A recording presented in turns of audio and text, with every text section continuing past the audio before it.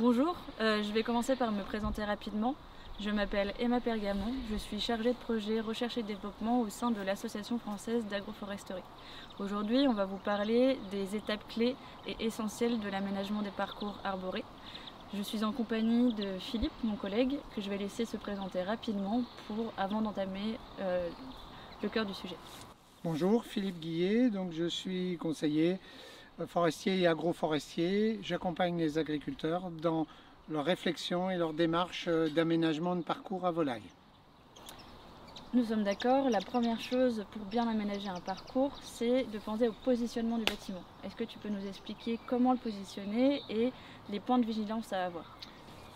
Clairement, le positionnement du bâtiment est essentiel, mais le bâtiment et ses abords. Les chemins, la gestion de l'eau qui va tomber sur le bâtiment, qu'est-ce que j'en fais? Le respect des mesures de biosécurité, les circulations en proximité du bâtiment, parking, manœuvres. Tout ça, ça doit être intégré dans la réflexion première du bâtiment. Il faut penser aussi au paysage. Quel impact la construction aura dans le paysage? Quel impact sera sur mon environnement et l'environnement voisin? De façon à limiter les risques de recours et les problématiques de relations entre riverains. Une fois qu'on a ces éléments en tête, aujourd'hui, le parcours est catégorisé en 4 zones différentes. On a la zone de sortie de trappe, les zones latérales, la zone de milieu de parcours et la zone de fin de parcours. Est-ce que tu peux caractériser ces différentes zones et comment les aménager d'un point de vue technique? Alors la zone de sortie de trappe devant le bâtiment, c'est une zone qui va faire entre 10 et 20 mètres, 25 mètres dans certains cas, en fonction de la taille du parcours. Petit parcours, petite zone. Parcours plus grand, bâtiment plus grand, plus grande zone. C'est une zone qui doit être la continuité du bâtiment en elle-même. Donner l'envie à la volaille de sortir, mais de ne pas y rester parce qu'on ne veut pas d'accumulation de fientes. Donc ces aménagements-là, cette zone-là doit faire l'objet de beaucoup d'attention. Elle doit protéger du vent, inciter à la sortie, et les aménagements doivent être particulièrement bien protégés contre la volaille. Le paillage, les plants.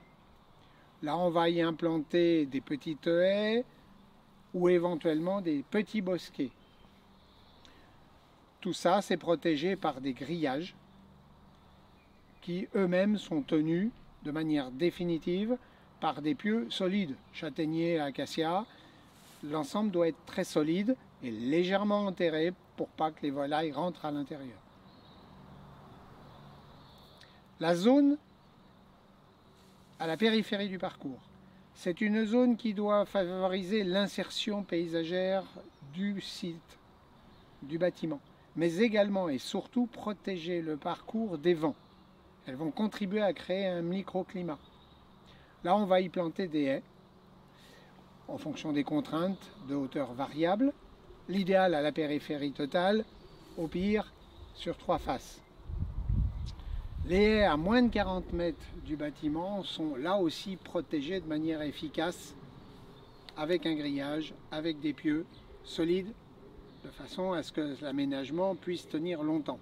Ces haies peuvent être ou pas adossée à la clôture périphérique qui elle-même va protéger contre la prédation, qui va servir à bien maintenir les volailles à l'intérieur du parcours lorsqu'on n'est pas en parcours liberté. Le paillage est également protégé parce qu'on est à moins de 40 mètres du bâtiment, ce sera très fréquenté et très agressé éventuellement par les volailles, que ce soit au niveau des feuillages mais aussi au niveau des systèmes racinaires. La troisième zone, c'est la zone intermédiaire ou la zone de fond de parcours. Alors quand on est sur des petits parcours, c'est une seule zone. C'est là où on va chercher à mettre en place des relais, des points de repère pour permettre à la volaille de se déplacer, mettre la volaille à l'ombre.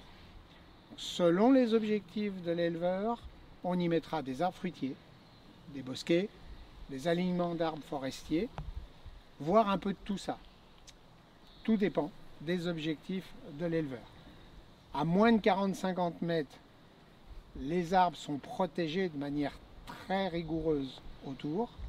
À plus de 40 mètres, on peut protéger de manière un peu plus lâche, avec des protections un peu moins résistantes dans le temps.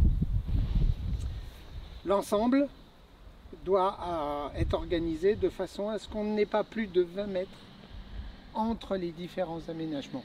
Ces 20 mètres sont très importants pour garantir le déplacement des volailles qui vont souvent d'un point d'ombre à un point d'ombre ou d'un point fixe à l'autre en courant ou en cherchant à se mettre à l'abri.